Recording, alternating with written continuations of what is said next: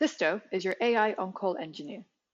Disto can resolve different kinds of software failures you may encounter in your codebase, including configuration bugs, performance bugs, permissions bugs, package updates breaking other dependencies, language and framework-specific bugs, and logic bugs. Let's look at an example using the SourceGraph repo. SourceGraph is an open-source code intelligence platform that allows you to do code search, navigation, and so on across your repos. SourceGraph's open-source repo contains 13,685 files, and it is 564 megabytes.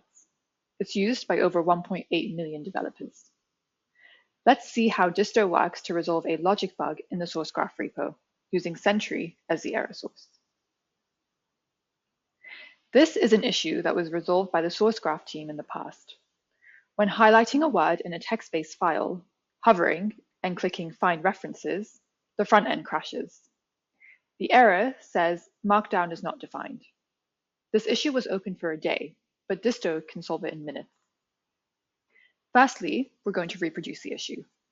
I've cloned the SourceGraph repo and I've started my own local instance. I've created a link that will simulate highlighting a word and trying to find references in this README file. When I go to this link,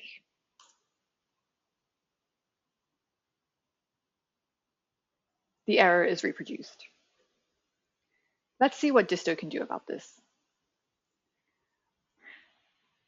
I've already installed Disto to my SourceGraph instance, and I've integrated Sentry so that any errors that are flagged in the repo, like this one, automatically get sent to and processed by Disto.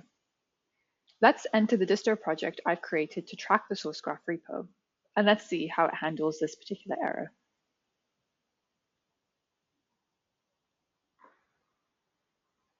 Disto has picked up the error from Sentry, created embeddings from the error message and the codebase, identified the relevant portions of the error message and parts of the codebase that need to be changed, and fed this information into its underlying algorithm, built on top of GPT-4. I can see the root cause, the steps to fix, and the pull request that Disto has automatically generated with the code changes. Let's test this code change and verify that it fixes the issue.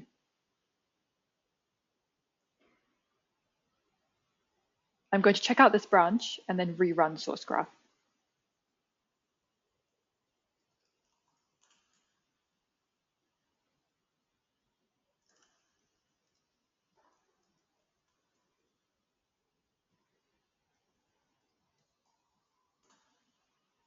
This may take a few minutes to get up and running. Now that SourceGraph is running again, let's check and make sure that the error has been resolved. I can see that the Markdown error no longer appears.